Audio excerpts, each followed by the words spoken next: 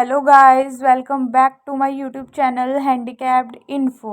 आज की इस वीडियो में हम बात करने वाले हैं क्लर्क जेई ड्राफ्टमैन की वैकेंसी के बारे में।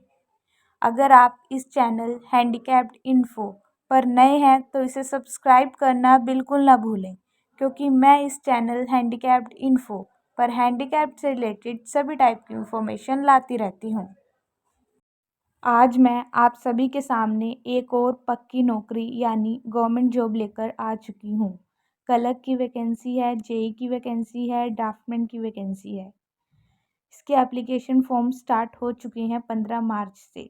आगे इस वीडियो में हम डिटेल में बात करेंगे कि कौन कौन से फॉर्म अप्लाई कर सकते हैं, फॉर्म की लास्ट डेट क्या है, क्वालिफ़िकेशन क्या रहने वाली है, क्या इस क्राइटेरिया है, सिलेक्शन प्रोसीजर क्या है, सैलरी कितनी मिलेगी, फॉर्म फीस क्या रहेगी। सारी डिटेल्स मैं आपको इस वीडियो में बताने वाली हूँ। अगर आप इस वैकेंसी के लिए इंटरेस्टेड हैं तो वीडियो को एंड तक ज़रूर देखिएगा। ये वैकेंसी आपकी कुरुक्षेत्र में निकली है। आपने कुरुक्षेत्र यूनिवर्सिटी KU के सुना ही होगा। इसके लिए आप किसी भी स्टेट से अप्लाई कर सकते हैं। आप बिहार के हैं तो भी अप्लाई कर सकते हैं, आप यूपी के हैं तो भी अप्लाई कर सकते हैं, आप हरियाणा के हो, पंजाब के हो, जिस मर्जी स्टेट के हो आप वहाँ से अप्लाई कर सकते हैं इस फॉर्म के लिए। इसके जो फॉर्म फिल किए जाएंगे वो ऑनलाइन किए जाएंगे। यहाँ पर क्लर्क की 45 वैकेंसी हैं, ड्राफ्टमैन की 2 वैकेंसी हैं, जूनियर इंजीनियर की 5 वैकेंसी हैं और 15 तारीख से इसका लिंक एक्टिवेट हो चुका है। 16 अप्रैल इस फॉर्म की फिल करने की लास्ट डेट रहेगी। यहाँ पर आप पे स्केल देख सकते हैं। मैं क्लर्क के पे स्केल की बात करूँ तो 19,900 से 63,200 तक। ड्राफ्टमैन के पे स्केल की बात करूँ तो 35,400 से 1,12,400 तक। जूनियर इंजीनियर के पे स्केल की बात करूँ तो 35,400 से 1,12,400 तक। इलेक्ट्रिकल के पे स्केल की बात करूँ तो 35,400 से 1,12,400 तक। यहाँ पर अलग अलग सब वैकेंसी भी बता रखी है। जहाँ पर क्लर्क की 45 वैकेंसी हैं, ड्राफ्टमैन की 2, जूनियर इंजीनियर की 4, इलेक्ट्रिकल की 1। क्लर्क की वैकेंसी में PWD यानी हैंडीकैप्ड के लिए दो वैकेंसी फिक्स हैं। इसलिए अगर आप हैंडीकैप्ड हैं तो इस वैकेंसी के लिए ज़रूर अप्लाई करें। अब बात कर लेते हैं फॉर्म फीस की। यहाँ पर आप देख सकते होंगे कि अगर आप अनरिजर्व कैटेगरी से हैं तो आपके 2,000 रुपये लगेंगे। अगर आप female of unreserved category of Haryana state यानी हरियाणा की फ़ीमेल हैं और अनरिजर्व कैटेगरी से बिलोंग करती हैं तो आपके 1,000 रुपये फ़ीस लगेगी। SC BC EWS कैटेगरी है हरियाणा की तो 500 रुपये फ़ी लगेगी और थर्ड जेंडर हो कोई तो 500 रुपये फ़ी लगेगी और फिज़िकली हैंडीकैप्ड है कोई हरियाणा का है तो उसकी कोई फ़ी नहीं लगेगी। इसलिए अगर आप हैंडीकैप्ड हैं तो इसके लिए ज़रूर अप्लाई करें। इसमें फ़ीस आपकी रिफ़ंड नहीं होगी। अब बात कर लेते हैं क्लर्क भर्ती के लिए क्वालिफ़िकेशन क्या रहनी चाहिए। पहले मैं क्लर्क भर्ती की बात कर लेती हूँ, फिर मैं जेई भर्ती के लिए बात करूँगी और ड्राफ्टमैन वैकेंसी के बारे में भी बात करूँगी। फिर मैं इनके सिलेक्शन प्रोसीजर के बारे में बात करूँगी।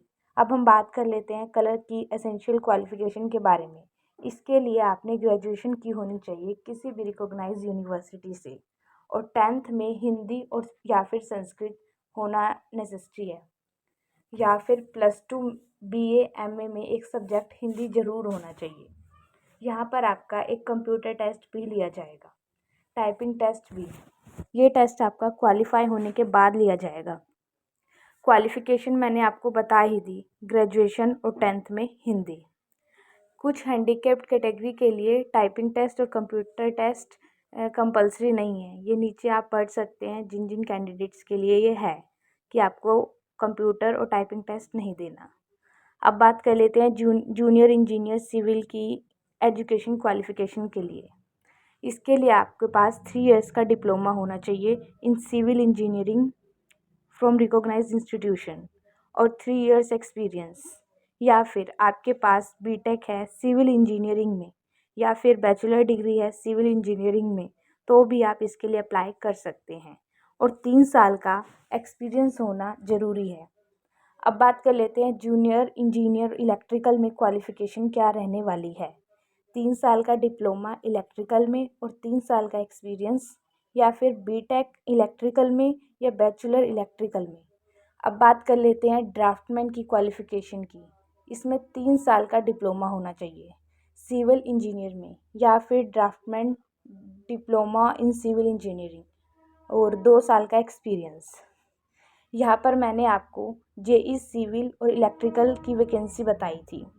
उसमें एक्सपीरियंस ज़रूरी नहीं है, लेकिन अगर एक बच्चा आता है सिविल इंजीनियर वाला और एक बच्चा आता है सिविल इंजीनियर प्लस में 3 साल का एक्सपीरियंस वाला, यदि ऐसी सिचुएशन बनती है तो जिसके पास एक्सपीरियंस होगा उसे ही प्रायोरिटी दी जाएगी, लेकिन फॉर्म आप बिना एक्सपीरियंस के भी भर सकते हैं। सेम यही आपका ड्राफ्टमैन में है। अब बात आती है सिलेक्शन प्रोसीजर की। सबसे पहले एग्ज़ाम पैटर्न देख लेते हैं। क्लर्क की बात कर लेते हैं पहले। इसमें आपके सिलेक्शन क्राइटेरिया क्या रहने वाला है। इसमें आपका सबसे पहले टाइपिंग टेस्ट होगा 30 मार्क्स का, एंड देन अगर आप उसे क्लियर कर लेते हैं देन आपका एप्टीट्यूड टेस्ट होगा, वो भी आपका 30 मार्क्स का होगा। एंड अगर आप वो भी क्लियर कर लेते हैं देन आपका कंप्यूटर टेस्ट होगा, वो होगा आपका 20 मार्क्स का। ये हो गए आपके 80 मार्क्स, लेकिन ये टोटल क्लर्क का 100 मार्क्स का होगा। जो बाकी के 20 मार्क्स बच गए ये आपके प्रीवियस क्लासेस यानी 10th 12th ग्रेजुएशन के मार्क्स के बेसिस पर आपको मिलेंगे। अगर आपने 10th में 50% से कम मार्क्स आए हैं तो आपको 2 मार्क्स मिलेंगे, एंड अगर आपके 50% और 60% के बीच में मार्क्स आए हैं तो आपको 4 मार्क्स मिलेंगे, एंड अगर आपके 60% से ज़्यादा मार्क्स आए हैं 10th में तो आपको पूरे के पूरे 6 नंबर्स मिलेंगे। अब बात कर लेते हैं अगर +2 में आपके 50% से ज़्यादा आए हैं या ग्रेजुएशन में तो भी आपको 2 और 2 यानी 4 मार्क्स मिलेंगे, एंड अगर 50% और 60% से बीच में आए हैं तो +2 में आपको 4 और ग्रेजुएशन में आपको 6 मार्क्स मिलेंगे, एंड अगर आपके +2 में 60% से ज़्यादा आए हैं तो आपको 6 मार्क्स मिलेंगे, एंड ग्रेजुएशन में अगर आपके 60% से ज़्यादा आए हैं तो आपको 8 मार्क्स मिलेंगे। यानी कहने का बात ये है कि अगर आपके 60% से ज़्यादा आए हैं ग्रेजुएशन 10th और 12th में तो आपको पूरे 20 मार्क्स मिलेंगे। अब आपको मैं इसको डिटेल में बता देती हूँ। सबसे पहले होगा आपका टाइपिंग टेस्ट, जो कि आपका इंग्लिश में होगा, जिसमें आपको 30 वर्ड पर मिनट के हिसाब से टाइपिंग करनी होगी। एंड देन उसका बाद आपका होगा एप्टीट्यूड टेस्ट, जिसमें आपको 30 मार्क्स का होगा और आपको 12 मार्क्स लाने कंपलसरी होंगे। टाइम ड्यूरेशन 60 मिनट्स रहने वाली है। इसमें आपको सिलेबस भी सामने स्क्रीन पर दिखाई दे रहा होगा। जैसे इंग्लिश के 5 मार्क्स के क्वेश्चंस आएंगे, जो क्वेश्चंस आएंगे 10, और हिंदी में भी 10 क्वेश्चंस आएंगे 5 मार्क्स के।